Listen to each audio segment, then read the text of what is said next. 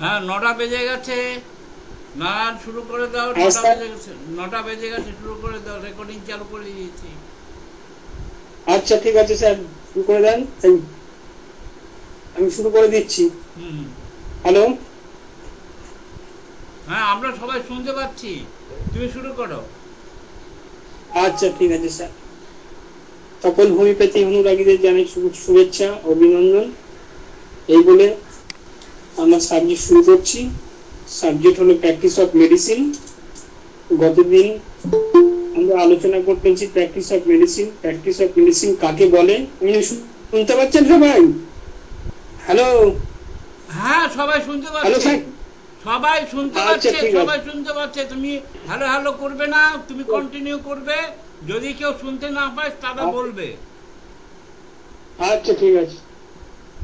গতদিন আমরা practice of medicine নিয়ে আলোচনা করেছি। প্র্যাকটিস অফ মেডিসিন কাকে বলে বিস্তারিত মোটামুটি আলোচনা করেছি। তো প্র্যাকটিস, তো আরেকবার বলছি, প্র্যাকটিস মানে হলো রোগ সম্বন্ধে জ্ঞান এবং আমরা কি চিকিৎসা করব। মেডিসিন কথার মানে হলো ট্রিটমেন্ট অফ ডিজিজ, কিভাবে ট্রিটমেন্ট করব ডিজিজ সম্বন্ধে। মেডিসিন কথার মানে আর কি, মেডিসিন সিলেকশন করব, কিভাবে ডায়াগনোসিস করব, তা হলো মেডিসিন কথার মানে।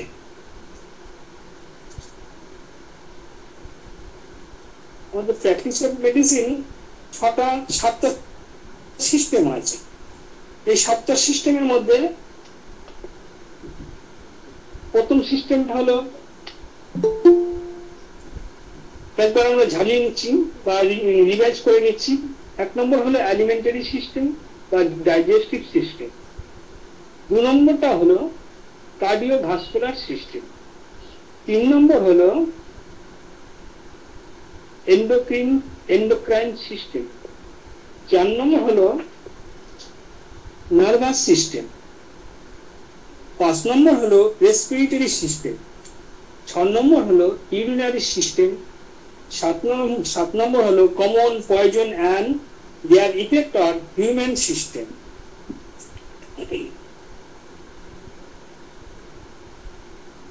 এই 7টা সিস্টেম আমাদের প্র্যাকটিস অফ মেডিসিন আলোচ্য বিষয়। আমরা এই 7টা সিস্টেম, তার মধ্যে প্রথমটা হলো এলিমেন্টারি সিস্টেম। এলিমেন্টারি সিস্টেম কাকে বলে আলোচনা করবো। এলিমেন্টারি সিস্টেম কোথা থেকে, মুখ থেকে একদম মলদা পর্যন্ত আমরা এলিমেন্টারি সিস্টেম বলি। এইখানে নানা রকমের প্রবলেম বা সমস্যা হতে পারে। সেই সেই সমস্যাগুলোর মধ্যে প্রথমে আমরা বলবো, প্রথম যেটা আছে স্টোমাটাইটিস। মুখের মধ্যে আমাদের স্টোমাটাইটিস হয় বা sore mouth, generalised inflammation of the oral mucosa. এটা হলো স্টোমাটাইটিসের মানে। মুখে আমাদের কি হবে, ওরাল মিউকোসা। ওরাল মানে মাউথ, মিউকোসা মানে মিউকাস মেমব্রেন। এই ওরাল বা মিউকাসা, ওরাল মিউকোসা এর মধ্যে প্রদাহ হবে, ব্যথা হবে, যন্ত্রণা হবে। তারপরে হলো is the inflammation of the buccal mucous membrane. এখানে বাক্কাল মানে, বাক্কাল কথার শব্দ হলো ক্যাভিটি। আমাদের মুখগহ্বরে যে ক্যাভিটি, সেটাকেই বলছে বাক্কাল মিউকোসা মেমব্রেন। এখানে কি হবে, ইনফ্লামেশন হবে, প্রদাহ হবে, ব্যথা হবে। এই স্টোমাটাইটিস, এটা হলো স্টোমাটাইটিস এর মানে। এরপরে আসবো স্টোমাটাইটিস এর টাইপ। স্টোমাটাইটিস কত রকমের টাইপ হয়, সেই টাইপ গুলো আমরা কতদিন বলেছি, তবুও আরেকবার বলে দিচ্ছি। ক্যাটারাল স্টোমাটাইটিস, তারপরে আপনার হলো ইনফেক্টিভ স্টোমাটাইটিস, তারপরে আপনার হলো অ্যালার্জিক স্টোমাটাইটিস, তারপরে স্টোমাটাইটিস ডিউ টু ম্যালনিউট্রিশন, তারপরে হবে stomatitis due to heavy metal and drug stomatitis, তারপর stomatitis in blood disease, aphthous stomatitis, stomatitis due to skin disease, সবার শেষে গ্যাংগ্রিনাস স্টোমাটাইটিস। এবার ক্যাটারাল স্টোমাটাইটিস কি করে, কি কি ক্যাটারাল স্টোমাটাইটিস এই নিয়ে একটু আলোচনা করব। ক্যাটারাল স্টোমাটাইটিস কারণ কি কি কারণে হয় ক্যাটারাল স্টোমাটাইটিস?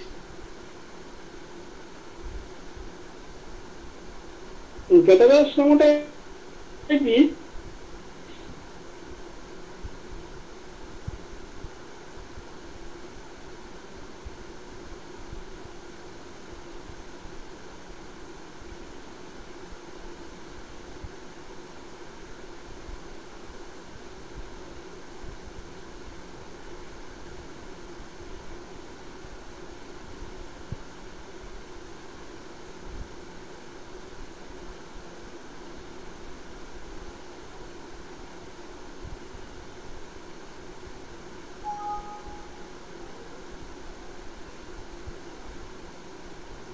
কি কি কারণে ক্যাটারাল স্টোমাটাইটিস করে, তাদের ক্ষেত্রে আপনার ক্যাটারাল স্টোমাটাইটিস হতে পারে। আরেকটা হলো ড্রিঙ্ক, যারা প্রচুর ড্রিঙ্ক করে, ড্রিঙ্কের কারণে স্টোমাটাইটিস হতে পারে। তারপরে অনেক রোগী আছে অ্যান্টিবায়োটিক প্রচুর ইউজ করে, এর জন্য মুখে ক্যাটারাল স্টোমাটাইটিস হতে পারে। ভেরিয়াস টক্সিক এজেন্ট, অনেক রকমের যারা ড্রাগ খায় সেই কারণে মুখে স্টোমাটাইটিস হতে পারে। তারপরে আপনার হলো জ্বর, ভাইরাল ফিভার, ভাইরাল ফিভারের পর থেকে আপনার ক্যাটারাল স্টোমাটাইটিস হতে পারে, ভাইরাল ফিভার। তারপরে আপনার মিজিলস, মিজিলস বলতে হামের পরে আপনার মুখে ক্যাটারাল স্টোমাটাইটিস হতে পারে। তারপরে অনেক ভাইরাল ফিভার তো বলা হলো। তারপরে আপনার হলো এই ক্যাটারাল স্টোমাটাইটিস জন্য আপনার মুখে গন্ধ হতে পারে, মেবি ফাউল, মুখে গন্ধ হতে পারে। ট্রিটমেন্ট, অ্যালোপ্যাথি ট্রিটমেন্ট যারা করবে, অ্যালোপ্যাথি ট্রিটমেন্ট সেই রকম মেডিসিন আছে। আর আমাদের হোমিওপ্যাথি মেডিসিন গুলো যেগুলো টোটালিটিতে আসবে, প্রথমে বেলেডোনা আসতে পারে, রাস্টাক্স আসতে পারে, সালফার আসতে পারে, হ্যাঁ এইসব মেডিসিন আসতে পারে। এইবার চলে যাব আমরা হলো ক্যাটারাল স্টোমাটাইটিস হলো। এবার আমরা চলে যাব ইনফেক্টিভ স্টোমাটাইটিস। ইনফেক্টিভ স্টোমাটাইটিস কি কি কারণে ইনফেক্টিভ স্টোমাটাইটিস হয় মুখের মধ্যে, যেমন ধরেন ব্যাকটেরিয়ালের কারণে হতে পারে। এর জন্য এখন একটা স্কারলেট ফিভার আফটার, মুখের মধ্যে আলসার হবে।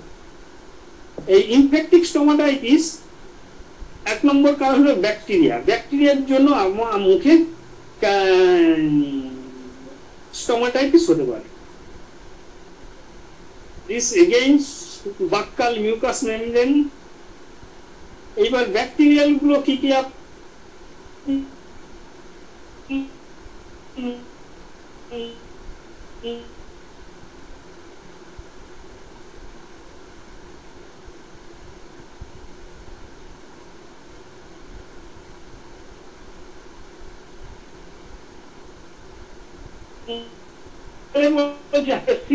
বা হার্টের জস্টা। এরপরে আপনার স্টোমাটাইটিস, ইনফেক্টিভ স্টোমাটাইটিস হতে পারে, ইনফেকশন কারণের জন্য ইনফেকশন স্টোমাটাইটিস হতে পারে। যেমন ধরেন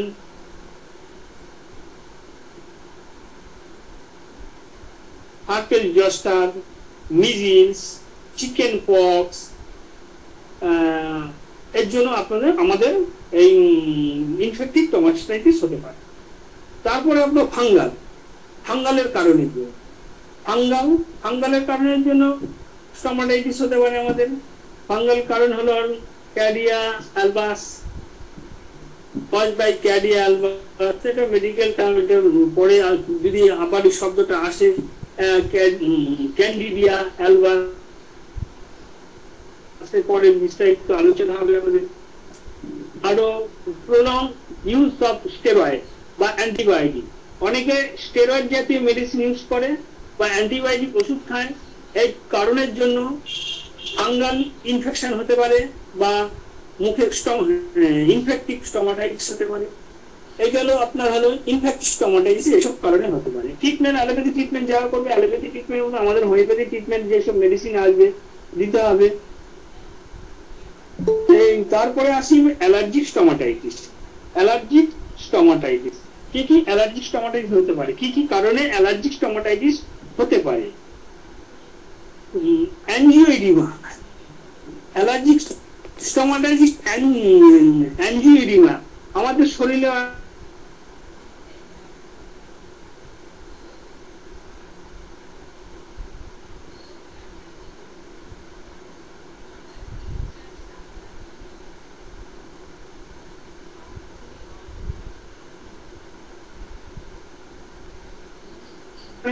অ্যান্টিবায়োটিক পারে।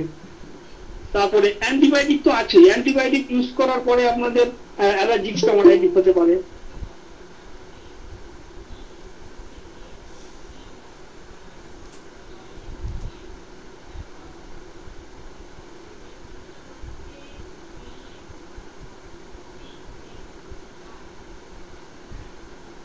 অপুষ্টির কারণে আমাদের স্টোমাটাইটিস হতে পারে। অপুষ্টির কারণ, অপুষ্টিগুলো আপনার আমাদের দেখতে হবে। ভিটামিন বি কমপ্লেক্স এর জন্য হতে পারে, ভিটামিন বি12 এর জন্য হতে পারে, তারপরে deficiency anaemia, iron deficiency anaemia এর কারণে হতে পারে। এইসব ম্যালনিউট্রিশনের জন্য স্টোমাটাইটিস হতে পারে। আমরা সেইভাবে ট্রিটমেন্ট করবো, সেইভাবে সাজেশন দেবো। হোমিওপ্যাথি মেডিসিন টোটালিটি সিমটম করে, যেসব মেডিসিন টোটালিটি সিমটম করে, টোটালিটি অফ সিমটম করে আমাদের হোমিওপ্যাথি যেসব মেডিসিন আসবে সেই সব মেডিসিন আমরা ইউজ করব।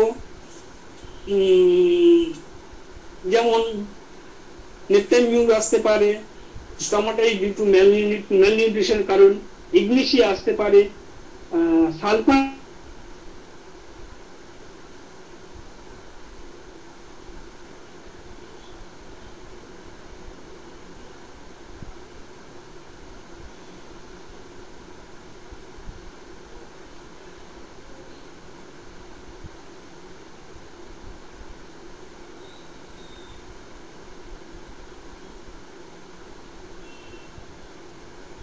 সেগুলো আমাদের মেডিসিন ইউজ করতে হবে আমাদের হোমিওপ্যাথিতে যারা আসবে। এটা গেল আপনার স্টোমাটাইটিস ডিউ টু ম্যালনিউট্রিশন। এইবার আমরা আসবো stomatitis due to heavy metal and drug. Heavy metal and drug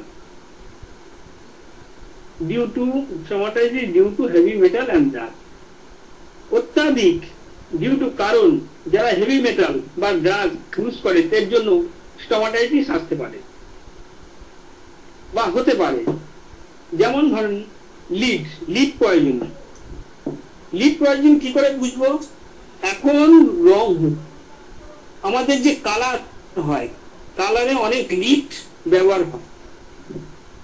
যেমন রঙের কাজ করে যারা, তাদের ক্ষেত্রে আমাদের এই লিড, রঙের মধ্যে লিড থাকে, লিড ব্যবহারের জন্য অনেকের এই স্টোমাটাইটিস হতে পারে। যারা রঙের কাজ করে এর জন্য স্টোমাটাইটিস হতে পারে।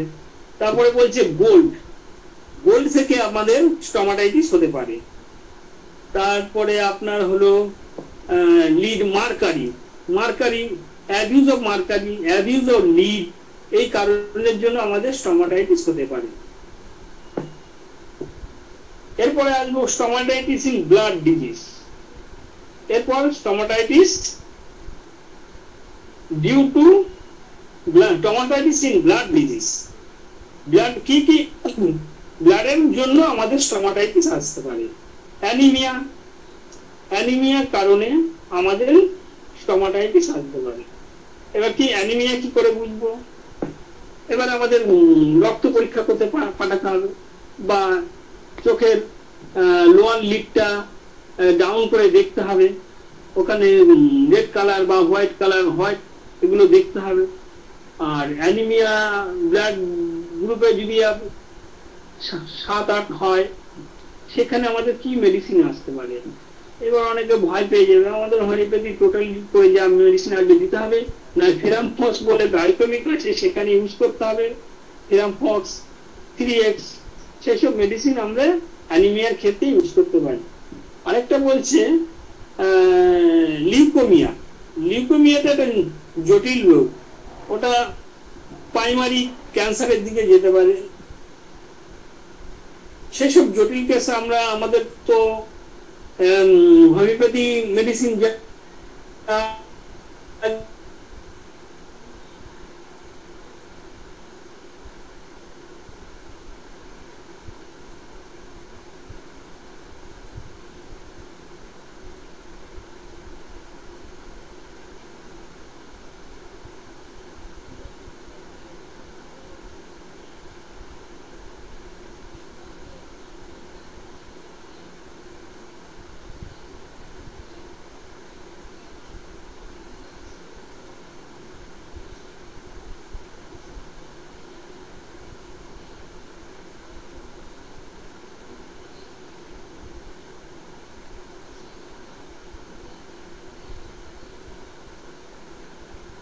স্টোমাটাইটিস হতে পারে।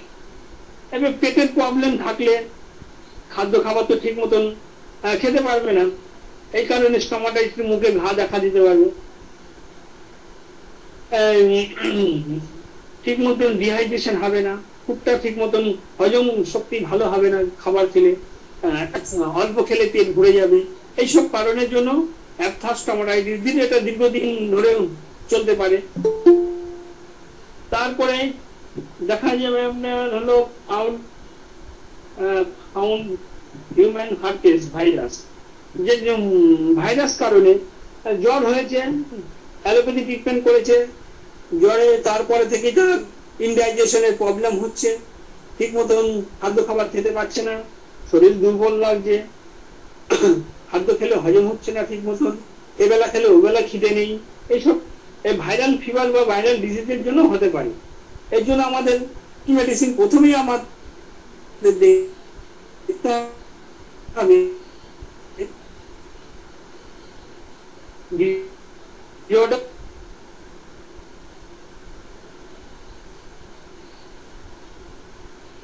প্রথমেই দেখতে হবে একটা ডোজ দিতে হবে।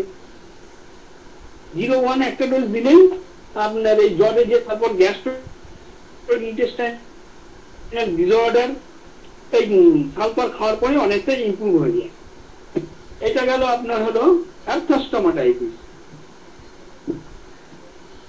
মুখে ছোট ছোট ঘা হতে পারে, ফুসকুড়ি হতে পারে, স্টোমাটাইটিস। এরপর আমরা চলে যাব স্টোমাটাইটিস, তারপরে আমরা চলে যাব stomatitis due to skin disease. Stomatitis due to skin disease, skin ডিজিজের জন্য স্টোমাটাইটিস হতে পারে। স্কিন ডিজিজটা কি? পেমফিগাস, ইরিথেমা, লাইকেন প্লানাস, এগুলো স্কিন ডিজিজ। এই কারণের জন্য আমাদের স্টোমাটাইটিস হতে পারে। তারপরে আছে শেষটা হলো গ্যাংগ্রিনাস স্টোমাটাইটিস। গ্যাংগ্রিনাস স্টোমাটাইটিস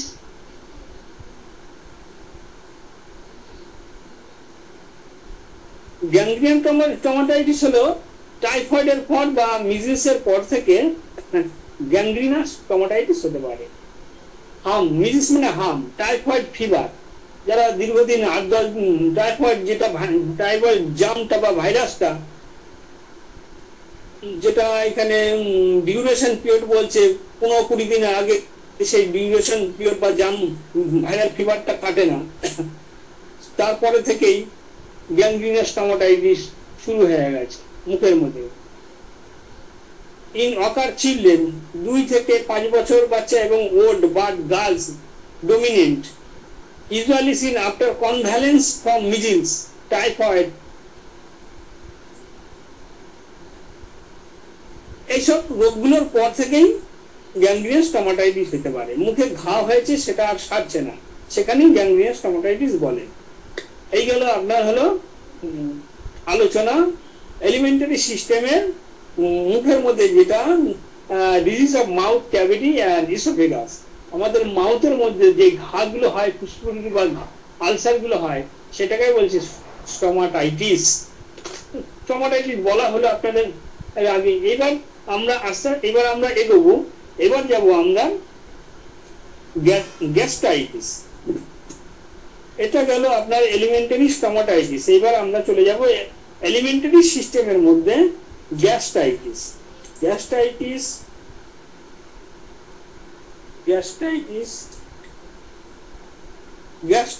কাকে বলে? গ্যাস্ট্রাইটিস পরকম। গ্যাস্ট্রাইটিস কাকে বলে মানে ডেফিনেশন। গ্যাস্ট্রাইটিস হলো গ্যাস্ট্রাইট ইনফ্লামেশন, মানে প্রদাহ of the gastric mucous membrane. Gastric mucous membrane. Disease gastritis very vague and broad term. Mucosal change. আমাদের এপিগ্যাস্ট্রিক রিজিয়নে যেটা প্রদাহ হবে, সেখানে ইনফ্লামেশন থাকবে। আপার অ্যাবডোমেনে ব্যথা থাকবে। এটা যদি ডেফিনেশন লিখতে হয়, ডেফিনেশনটা লিখতে হবে It is the inflammation of the gastric mucous membrane. Really speaking, the disease gastritis is very vague and is broad term. Mucosal change, that is erythema, subepithelial hemorrhage and erosion are the hallmark of endoscopic diagnosis. এবার gastritis আমরা কি report করব? এই gastritis কাকে বলে বলা হলো, এবং gastritis classification of gastritis. Classification of gastritis is the different affair. Clinically, it divided into acute and chronic. Clinically, আমরা দু রকমের গ্যাস্ট্রাইটিস দেখতে পাই. এক নম্বর হলো অ্যাকুইট, দুই নম্বর হলো ক্রনিক.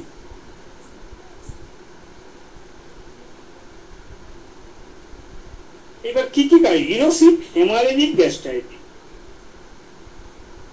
ইরোসিভ ক্লাসিফিকেশনে এক নম্বর হলো ইরোসিভ আর হেমারেজিক গ্যাস্ট্রাইটিস. ইরোসিভ মানে হয়ে যাচ্ছে, হেমারেজিক আপনার কাশি দিলে মুখ দিয়ে রক্ত উঠতে পারে, হেমারেজিক গ্যাস্ট্রাইটিস. আবার non erosive non specific gastritis, this including H. pylori gastritis. It may occur acute when transient nausea. কি আমরা সিম্পটম দেখতে পারবো? চেম্বারে আসলে আমরা কি সিম্পটম? অ্যাবডোমিনাল পেইন, পেটে ব্যথা, তার সঙ্গে ভমিটিং মে বি ফাউন্ড. আপনার পেটে ব্যথা থাকবে, তার সঙ্গে ভমিটিং থাকবে, বমি থাকবে.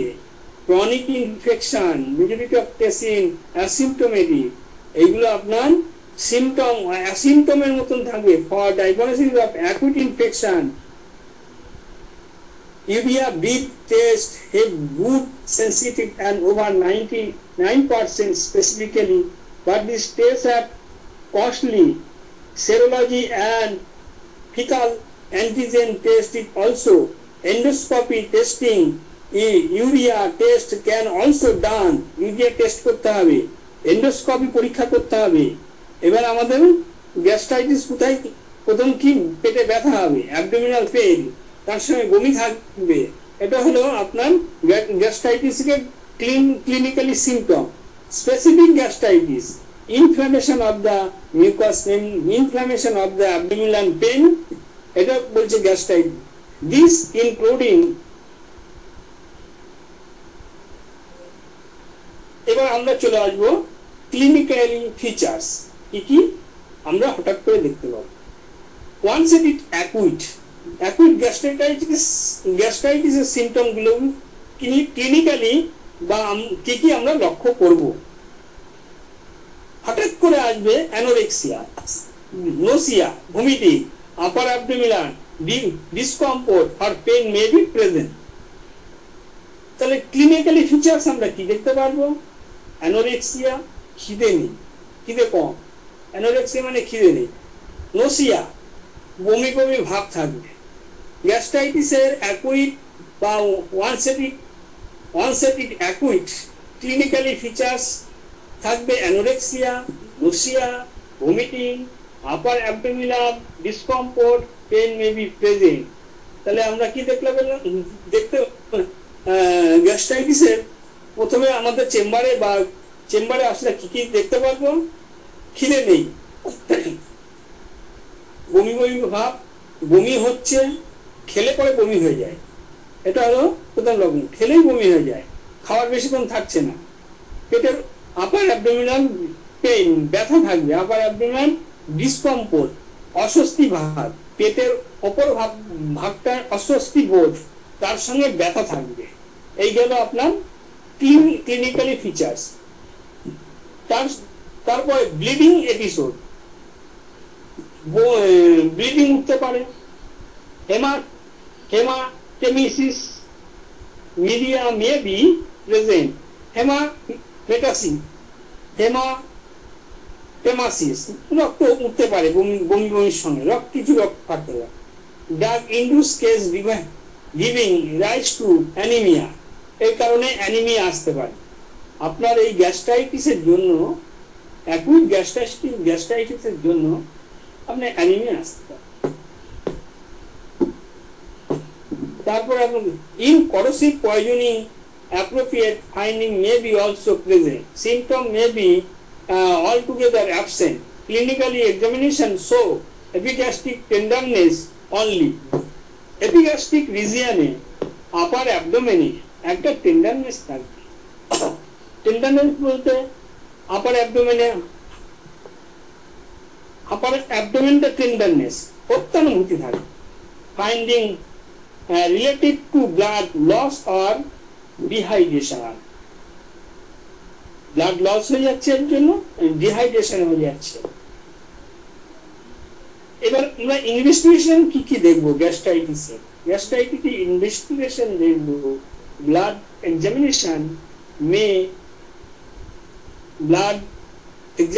may show anemia in there is considerable bleeding. এবার ইনভেস্টিগেশনে আমরা অ্যানিমিয়া দেখতে পাবো। 2 নম্বর হলো আপার জিআই মানে gastrointestinal endoscopy is the most sensitive diagnosis investigation. Upper abdomen, GI শব্দের মানে হলো গ্যাস্ট্রোইন্টেস্টাইনাল। আমরা যদি এক্সামিনেশন ইনভেস্টিগেশন করি, সেখানে আমরা এন্ডোস্কোপি যদি করা যায়, সেখানে আমরা মোস্ট সেন্সিটিভ ডায়াগনোসিস ইনভেস্টিগেশন, সেখানে আলসার আসতে পারে এন্ডোস্কোপি করার পরে। ট্রিটমেন্ট অ্যালোপ্যাথিক ট্রিটমেন্ট যারা করবে অ্যালোপ্যাথির মতন করবে। আমাদের হোমিওপ্যাথি ট্রিটমেন্ট যদি আসে, কিভাবে আমরা হোমিওপ্যাথি ট্রিটমেন্ট করব?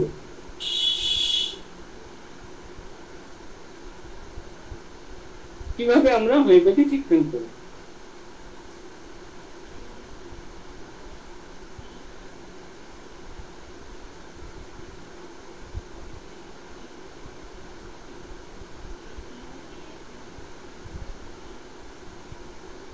এবার যদি বলে, আমরা জিজ্ঞাসা করব আপনার বমি করলে কি অনুভূতি হয়?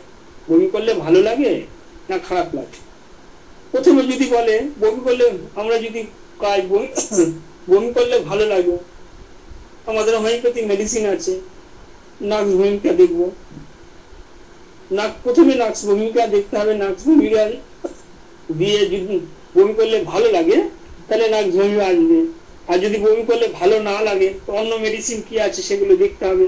সালফার, লাইকোইড, বেলেডোনার, এগুলো যদি আসে, যদি বমি করলে ভালো না লাগে সে দেখতে হবে। আর বমি করলে যদি ভালো লাগে, প্রথমে আমরা দেখবো নাক্স দিয়ে ট্রিটমেন্ট করবো। এবার আপার অ্যাবডোমেনটা যদি আপনার ভরা ভরা মনে হয়, ঢেকুর দিলে ভালো লাগে, সেখানে লাইকো আসতে পারে। দেখা গেল বায়ু গ্যাস পাসিং হলে রিলিফ হয়, সেখানে আমরা কার্বোভেজ দেখতে পারি। কার্বোভেজ, লাইকো, নাক্সভূমিকা, এইসব সালফার, এইসব মেডিসিনই আসে। এতে ঠিক ট্রিটমেন্ট করলে, হোমিওপ্যাথি ট্রিটমেন্ট করলে কিওর হয়, আর অ্যালোপ্যাথি ট্রিটমেন্ট করলে আপনার উপশম হবে। এবার আমরা চলে আসবো, এটা গেল গ্যাস্ট্রাইটিস অ্যাকুইটের ক্লিনিক্যালি ফিচার। এবার আমরা ক্রনিকে চলে আসবো। ক্রনিক গ্যাস্ট্রাইটিস করে বুঝবো, আর অ্যাকুইট বা ক্রনিক আমরা কিভাবে বুঝবো? অ্যাকুইট প্রথম থেকে শুরু হলে, সেখানে আপনার 2-3 মাস মতন যদি থাকে, সেটা অ্যাকুইটই বলবো। 3 মাস 4 মাস পার হয়ে গেলে সেটা আমরা ক্রনিকের মধ্যেই ফেলবো। এবার ক্রনিক গ্যাস্ট্রাইটিস,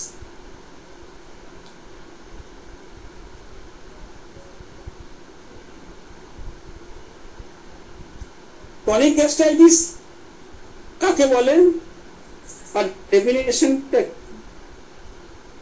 ক্রনিকটা বললাম তো, 3 মাস 4 মাস পার হয়ে গেলে সেটা ক্রনিকের মধ্যে পড়ে যায়।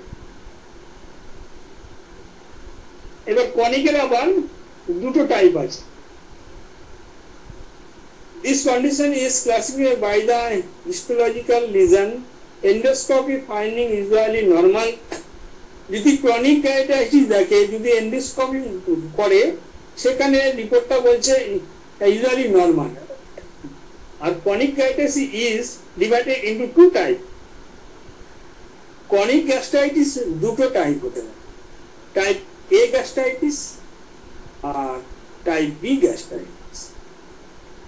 Type A gastritis, in these types there is autoimmunogastritis involve the fundal gland, lead, alcohol, hydrous, B12.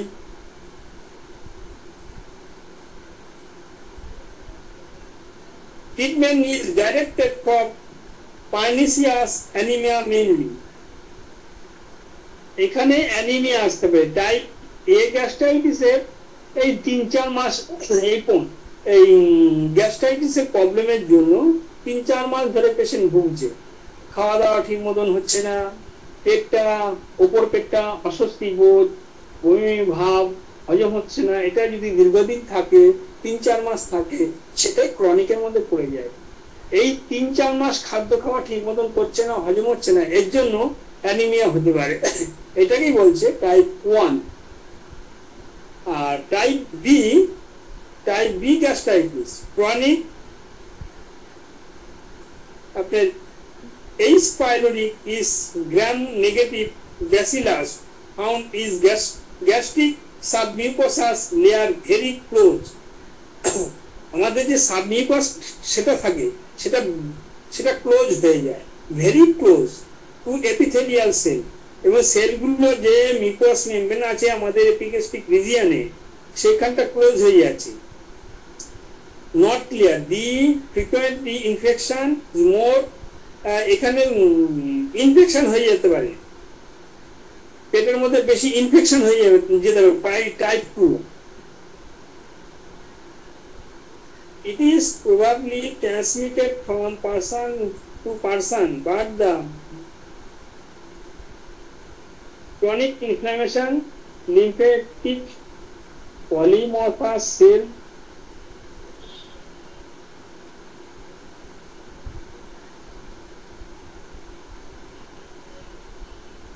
Type beta আরো জটিলের দিকে চলে যাচ্ছে আর কি।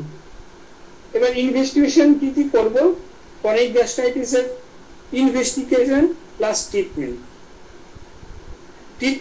ক্রনিক গ্যাস্ট্রাইটিসের ট্রিটমেন্ট আমাদের হোমিওপ্যাথি ট্রিটমেন্ট যা আসবে তাই দিতে হবে।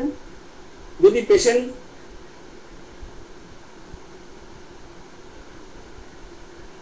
টোটালিটি করে আমাদের মেডিসিন ঘন ঘন খাওয়াতে হবে, তাহলে হোমিওপ্যাথিতে একমাত্র কিওর হয়, অ্যালোপ্যাথিতে ওই আরোগ্য হবে।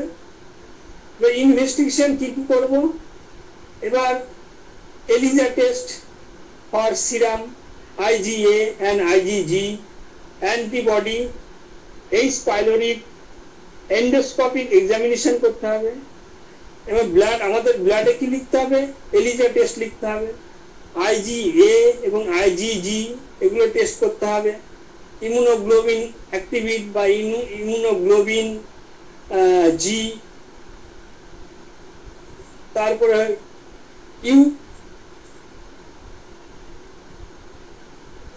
Antral biopsy for histological examination, এগুলো অ্যালোপ্যাথি ট্রিটমেন্ট। অ্যান্টাবায়োপসি,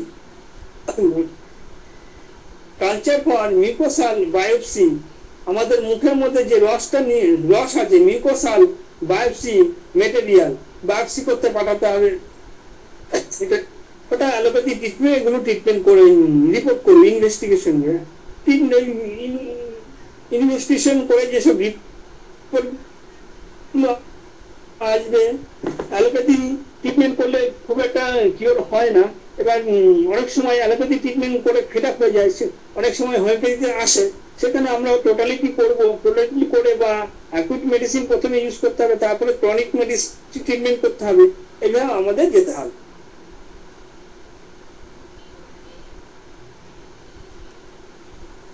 এই গেল গ্যাস্ট্রাইটিস। এরপরে আসবো আমরা পেপটিক আলসার। এরপরের ক্লাস হবে আমাদের পেপটিক আলসার। পেপটিক আলসার কাকে বলে, পেপটিক আলসার কোথায় হয়, এই বিস্তারিত আলোচনা পরের ক্লাসে হবে। এই গেল গ্যাস্ট্রাইটিস। এবার আমরা আমাদের আগে যে হলো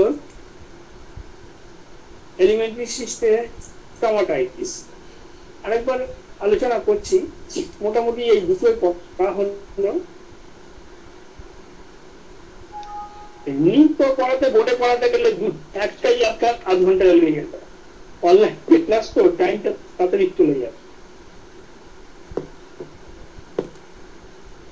আরেকবার রিভাইজ করি। স্টোমাটাইটিস টাইপ, কত রকমের টাইপ আরেকবার রিভাইজটা করে নিই। স্টোমাটাইটিস কাকে বলে? Generalised inflammation of the oral mucosa.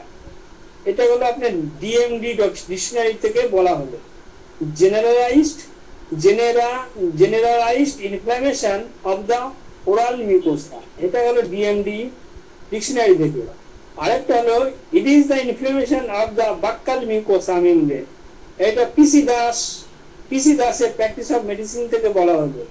It is the inflammation of the buccal mucous membrane, buccal mucous membrane. এটা হলো আপনার স্টোমাটাইটিসের ডেফিনেশন। স্টোমাটাইটিস কাকে বলে যদি প্রশ্ন করা হয় তখন এটা বলতে হবে, it is the inflammation of the buccal mucous membrane. আরেকবার বলছি, বারবার বলছি, it is the inflammation of the buccal mucous membrane. এটা হলো স্টোমাটাইটিসের ডেফিনেশন।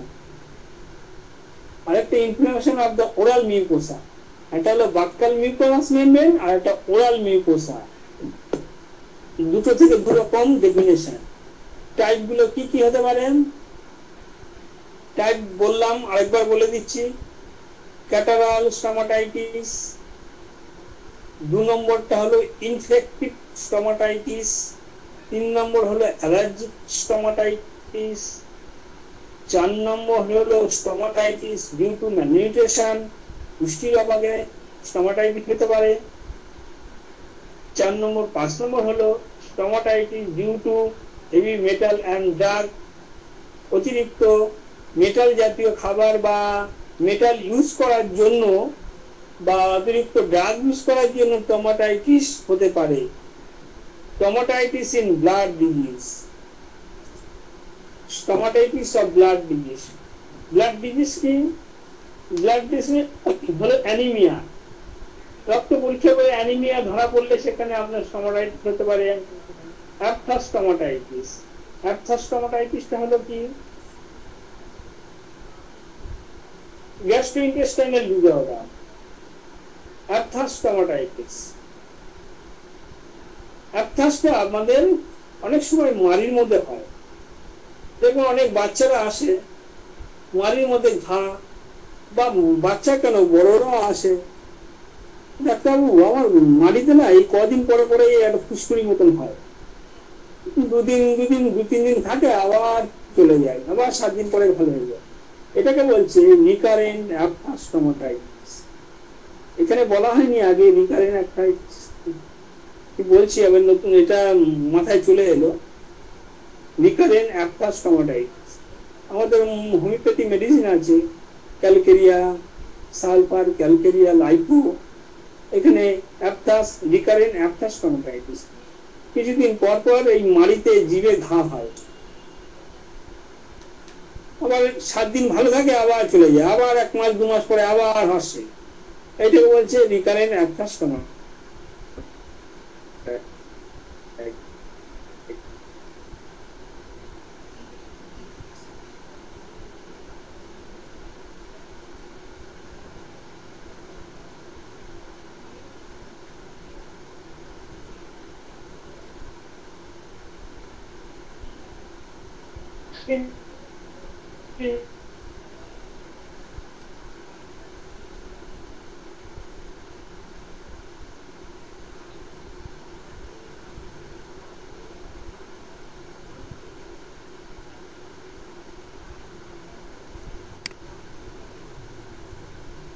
তোমার কি নেটের সমস্যা হচ্ছে? হ্যালো, তোমার কি নেটের সমস্যা হচ্ছে? শুনতে পাচ্ছ? তাহলে হ্যাঁ বুঝি, আমি তো বুঝতে পারছি। হ্যাঁ, নেটের সমস্যা। সেরকম তো বোঝা যাচ্ছে না স্যার, কিন্তু আচ্ছা, ভালোই তো, হ্যাঁ ঠিক আছে, ঠিক আছে, করো। কোনো অসুবিধা হচ্ছে না তো? হ্যাঁ, ওই শোনা যাচ্ছিল না। ঠিক আছে। শোনা যাচ্ছে না? এবার শোনা যাচ্ছে তো? হ্যাঁ হ্যাঁ, এবার শোনা যাচ্ছে। ঠিক আছে। অ্যাপথোস্টোমাটাইটিস বলা হলো, স্টোমাটাইটিস স্কিন ডিজিজ বলা হলো, আরেকবার করে নিচ্ছি, রানিং করে নিচ্ছি। গ্যাংগ্রিনাস স্টোমাটাইটিস হলো, এসব স্টোমাটাইটিস গেল। তারপর আরেকবার বলছি, কারণ যেটা আপনার হলো গ্যাস্ট্রাইটিস। গ্যাস্ট্রাইটিসটা আরেকবার বলে দিচ্ছি। গ্যাস্ট্রাইটিস ডেফিনেশনটা হবে inflammation of the gastric mucous membrane, upper অ্যাবডোমেনে প্রদাহ হবে, সেখানে ব্যথা থাকবে, যন্ত্রণা থাকবে, ওপর পেটটা ব্যথা থাকবে, যন্ত্রণা থাকবে, খাদ্য খাওয়া ঠিক মতন হজম হচ্ছে না। এটা হলো ডেফিনেশন। এবার ডেফিনেশন যদি লিখতে চান, আমি তাহলে এটা বলে দিচ্ছি আরেকবার। গ্যাস্ট্রাইটিস, এই ডেফিনেশনটা আপনার পিসি দাস থেকে লেখা, আস্তে আস্তেই বলছি। ডেফিনেশন, গ্যাস্ট্রাইটিসের ডেফিনেশন বা গ্যাস্ট্রাইটিস কাকে বলে, দুটো তিনটে লাইন দু তিনবার বলছি, আস্তে আস্তে বলছি। It is the inflammation of the gastric mucous membrane. তাহলে গ্যাস্ট্রাইটিসের definition, it is the inflammation of the gastric mucous membrane. Really speaking, the disease gastritis is very vague and is a broad term. আরেকবার বলছি, it is the inflammation of the gastric mucous membrane. Really speaking, the disease gastritis is very vague and is the broad term. Mucosal change, that is erythema, subepithelial hemorrhage and erosion are the hallmark of endoscopic diagnosis. এটা হলো গ্যাস্ট্রাইটিসের definition. এবার classification বলা হলো acute, chronic. Acute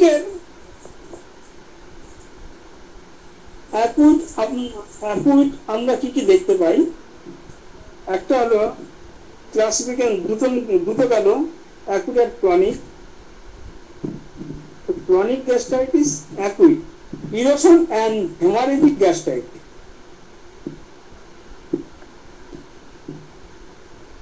এবার আমরা acute এবং chronic, এবার সিমটমগুলো আমরা কি কি দেখব?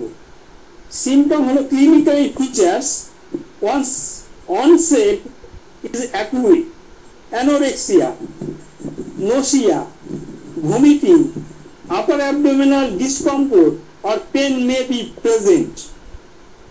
তাহলে আমরা কি দেখব? অ্যানোরেক্সিয়া, খাদ্য খাবার ঠিক মতন হজম হচ্ছে, নাউসিয়া, বমি ভাব, ভমিটিং, বমি হয়ে যাচ্ছে, খাওয়ার কিছুক্ষণ বাদেই বমি হয়ে যাচ্ছে, আপার অ্যাবডোমেনাল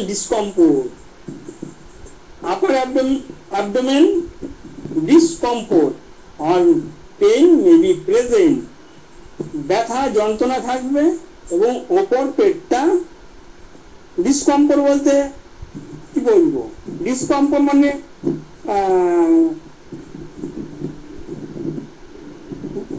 ওপর পেটটা ভালো লাগছে না, অস্বস্তি বোধ, ডিসকমফোর্ট, অস্বস্তি বোধ। এবার ব্লিডিং এপিসোড, ব্লিডিং, হেমাটেমাসিস মুখ দিয়ে রক্ত উঠতে পারে, এই আপনার গ্যাস্ট্রাইটিসের জন্য মুখ দিয়ে রক্ত উঠতে পারে।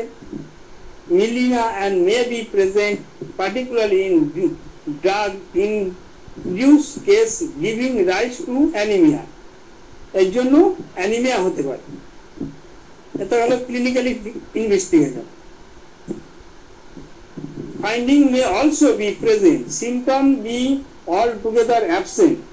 Clinical examination show epigastric tenderness, epigastric region সেই আপার অ্যাবডোমেনকেই বলছে এপিগ্যাস্ট্রিক রিজিয়ন, সেখানে টেন্ডারনেস থাকবে, প্রত্যানুভূতি, টেন্ডারনেস মানে প্রত্যানুভূতি, এখানে স্পর্শ করতে গেলে খুব কষ্ট হয় বা স্পর্শ করতে পারে না।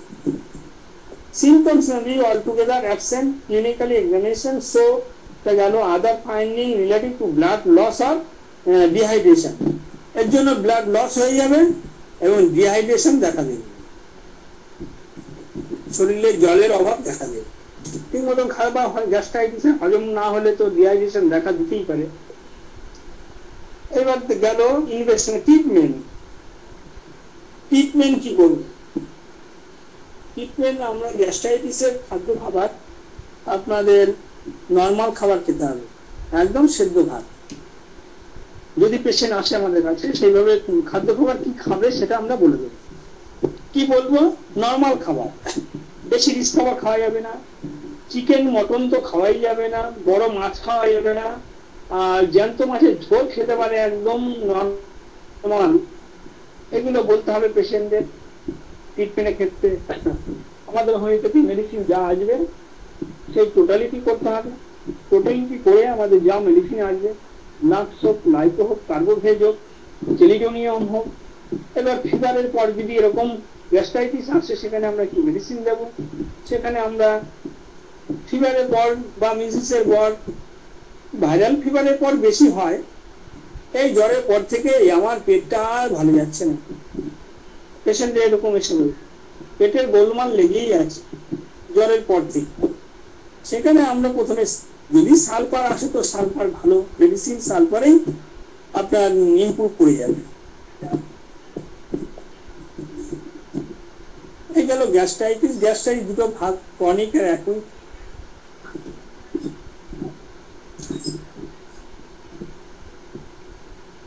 দুটো সাবজেক্ট, দুটো ডিজিজ নিয়ে মোটামুটি আলোচনা করা হলো। Hello sir. হ্যাঁ বলো বলো বলো বলো। আজকে এ পর্যন্তই থাক। তবু আমরা এখানে থাক, আমার আবার ফার্স্ট ইয়ারে একটা ক্লাস নিতে হবে, তাহলে এখানে শেষ করছি। আচ্ছা ঠিক আছে। হ্যালো। হ্যাঁ বলুন। হ্যালো। হ্যাঁ বলুন। হ্যাঁ বলছিলাম, হোমিওপ্যাথি ওষুধের ভুল প্রয়োগের ফলে কি স্টোমাটাইটিস হতে পারে? আর যদি হয় তাহলে কি করণীয়? হোমিওপ্যাথি ওষুধের ভুল প্রয়োগের ফলে কি স্টোমাটাইটিস হতে পারে? এবার কিছু কিছু অতিরিক্ত মেডিসিন যদি পড়ে যায় সেখানে ভুল ট্রিটমেন্ট হতে পারে, হয়তো অ্যাকচুয়ালি হয় না, আশা করি হয় না। আর যদি হয়ে থাকে তাহলে তখন কি করণীয়? তখন অ্যান্টিডোট দিতে হবে। আমাদের তো অনেকগুলো অ্যান্টিডোট আছে। অ্যান্টিডোট তো দিতেই হবে। এবার টোটালিটি করে যা সিমটম আসবে, দেখা গেল কোথাও হোমিওপ্যাথি খেয়ে এই গ্যাস্ট্রাইটিস শুরু হয়ে গেছে, এবার আমাদের অন্য কারোর কাছে যদি আসে সেখানে আমাদের কেসটা ভালো করে লিখতে হবে। কেসটা লিখার পর অ্যান্টিডোট যা মেডিসিন আসবে টোটালিটি করে যেসব মেডিসিন আসবে সেগুলো দিতে হবে। আচ্ছা স্যার, ওই মুখে ঘাটা হচ্ছে এটা কি ফাংশনাল প্যাথোলজি না এটা অর্গানিক প্যাথোলজির মধ্যে পড়ছে?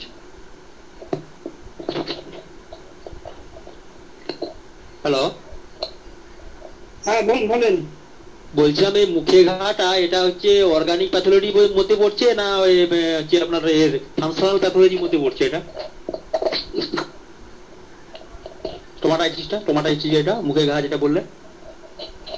হ্যাঁ স্টোমাটাইটিস এটা তো অর্গানিক, তো ওটা যেটা সিস্টেমে বলা হলো যে 6টা সিস্টেম, 6টা না 7টা সিস্টেম বলে, তাহলে এলিমেন্টারি সিস্টেমের মধ্যেই পড়ছে। এটা এলিমেন্টারি সিস্টেমে যা পড়বে সেইভাবেই দেখতে হবে। এলিমেন্টারি সিস্টেম তো অর্গানিকের মধ্যেই পড়ছে, বুঝতে পারলেন? এই যত ডিসকাস করা যাবে তত বোঝা যাবে।